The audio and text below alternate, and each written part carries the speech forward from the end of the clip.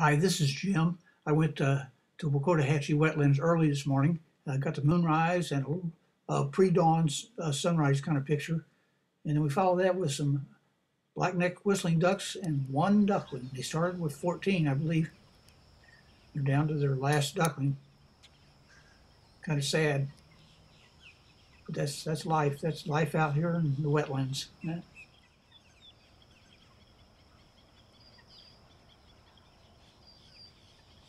It's a little bigger, but it still has its spots.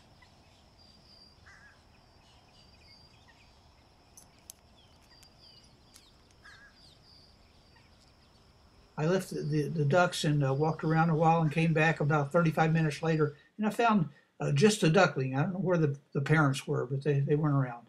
Next, black-necked Stilts. There's the guy kind of standing guard. You'll see the mate sitting on the nest next. There she is. Lonely job, but someone has to do it. Okay, next we have another pair of black-necked Stilts. And these two seem to be upset about something. At this point, I don't know what it is, but I'm keeping an eye on them, trying to keep them within the camera frame.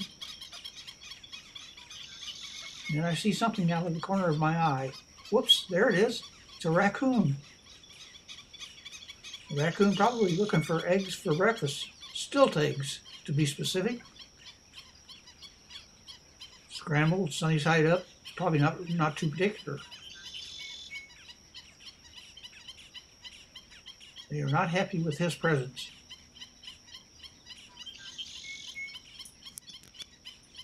Okay, next we have a Glossy Ibis, and we have a Tricolored Heron that comes in a little bit later.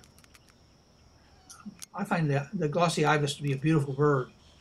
This is the best chance I've had to video the Glossy Ibis. You look at them; they look dark most of the time when you see them, but they're really not so dark. They have colors. I mean, their feathers are almost iridescent, depending on how the light hits them.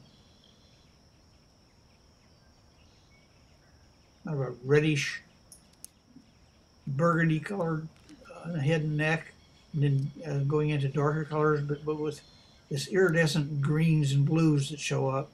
They're really very pretty, I think. I think they're much prettier than the white ibis. And there we have our tricolored heron. They seem to get in most every scene. Little hams.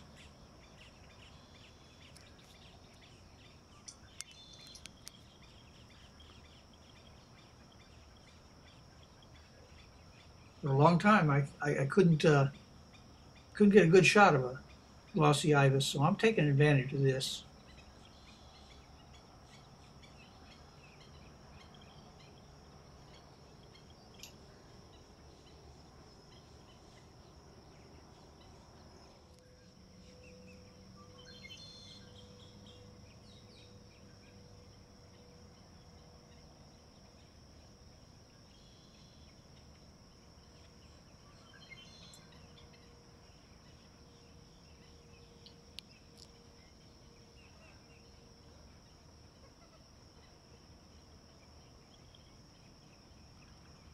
Now I left these two birds and walked around a little bit, and lo and behold, I came upon another glossy ibis. And guess what was nearby? A tricolored heron.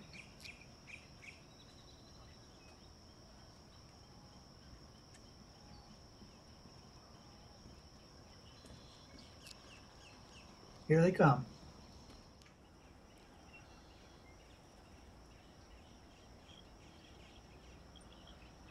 Now they're a little more hidden from view, but they're going to come out in the open some more. You just have to wait.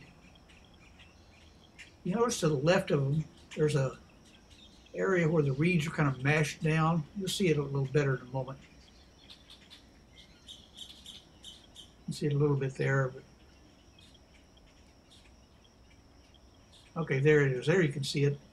Now I believe that's where a gator has come into this area from somewhere else. A fairly large gator, although I suppose a turtle could make that kind of impression. Well, you see these paths around sometimes, and you wonder what makes them. Well, the wildlife makes them. Gators, large turtles, and there are some large turtles in here. And probably deer, although I've never seen one. Raccoons, bobcats. I've never seen bobcat either, but I've seen video of them.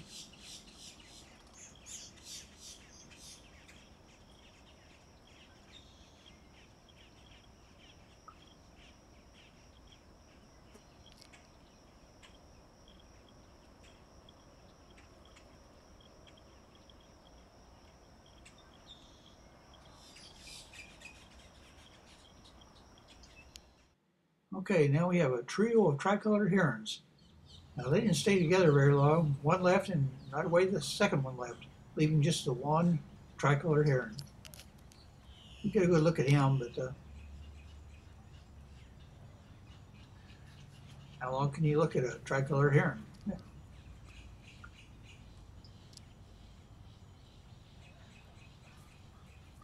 I'll go on to the next animal. It's a Black-crowned Night Heron.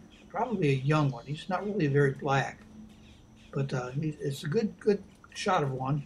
Usually you see him in the shadows and further away. This is the closest I've ever been to one, and some of the best video I've ever gotten of a Black-crowned Night Heron. Unfortunately, he didn't move at all. Okay, that's about the end of this video. I hope you enjoyed it. Don't forget to subscribe and leave comments or suggestions anytime you want. This is Jim. You take care.